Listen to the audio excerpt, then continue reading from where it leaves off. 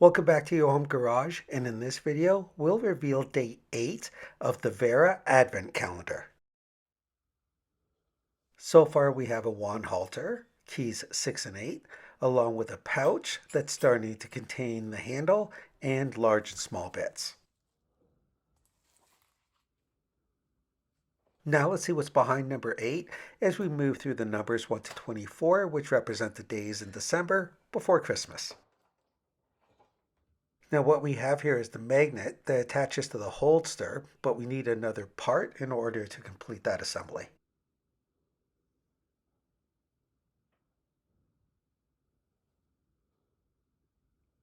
Don't forget to tune into the next video to reveal day 9. So make sure you help to keep this channel going by hitting that like button, sharing this video with a friend. Also, please comment below as I reply to all. Plus, don't forget to subscribe. And we'll see you next time on your home garage.